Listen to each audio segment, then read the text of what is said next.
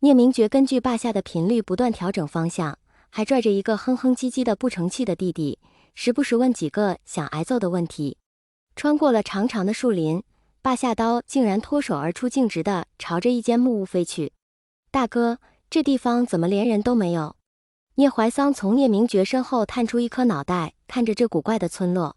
霸下虽然只指引到了一间木屋，但木屋周围的房屋也显得格外瘆人。如果从高空看，便会发现木屋是藏在正常的房屋群后，在整个村庄最边角的地方。男子汉大丈夫，一直躲在背后成何体统？聂明觉忍不住骂了聂怀桑两句，虽说让聂怀桑出来，但右手一直呈保护状态，横亘在聂怀桑胸前。大哥，那些房屋上的红色斑点是血吗？聂怀桑越过自家大哥，径直朝着离自己最近的房屋，一只手触碰到那鲜艳的色彩上。聂明觉走进房屋，虽已经过了一晚，但仍能嗅到房屋中尚存的血腥味。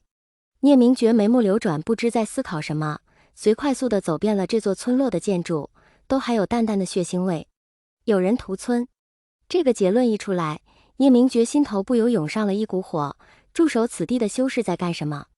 聂怀桑亦步亦趋地跟着，一把扇子挡住自己的下半张脸，脑子快速地运转着。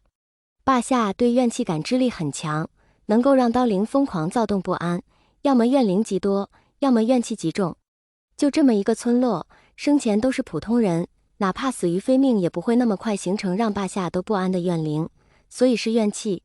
聂明觉来到霸下指引的木屋，霸下发出嗡嗡的声响。聂明觉皱眉抬眸看向自己的佩刀，这门内有什么东西？怀桑，你在外面等我说完。聂明觉用灵力控制并握住霸下刀，头也不回地走进那个房屋。大哥，我一个人在外面也怕呀。聂怀桑瑟缩着肩膀，小跑着跟了进去。大哥在身边，怀桑才安全。出息。对了，小峰，陈家村烧了没？金丽从桌上抓了几颗花生往嘴里塞，看着戏台上的蛋饺时，不时跟着哼上两句。那名被点名的修士愣了2秒，但很快反应过来，连忙说道：那必须烧了呀，我办事哥放心。修士忽地捂住自己的肚子，一脸难以描述的表情。力哥，我好像吃坏肚子了。金丽嫌弃地看着对方，看着自己手中的花生粒。赶紧去，赶紧去。金风提溜着裤子快速消失在金丽的视野中，装还是要装的，为了逼真些消失的时候特意踉跄了几步。金风溜出戏院，找了个偏僻的角落，跳上佩剑，快速地朝着陈家村方向驶去。该死，竟然忘了这件事。金风那日有约，为了应付了事，随便找了地将村民埋了，更是在身边一同埋尸的修士提出先走一步，心急火燎地竟将烧村之事给忘之脑后。一个空无一人的村落存在就是不合理的。当初选择村落作为炼尸地时，就早早的在地下埋了几十桶油，以确保事发后可以快速毁尸灭迹。对于金风来说，就是过去放把火的事，就是得想个法子应付金丽不被发现。大哥，这里好黑呀。聂怀桑，你踩着我的衣服了。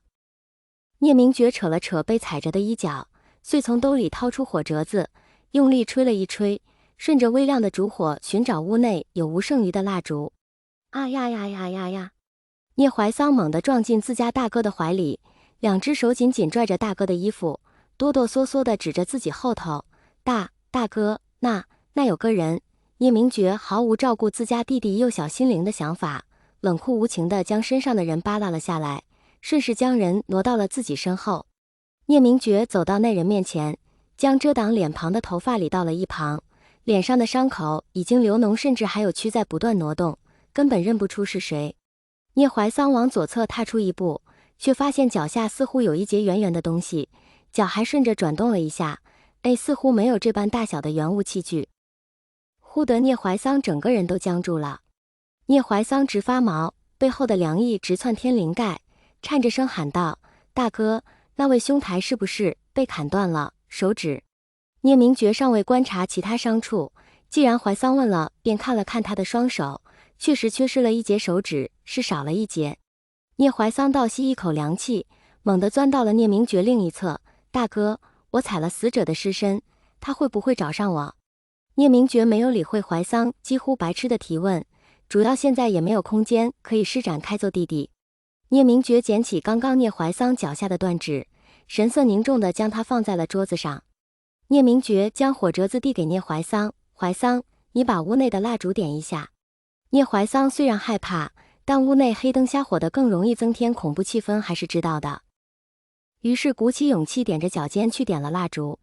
随着4盏烛灯点燃，室内的情况也变得明朗起来。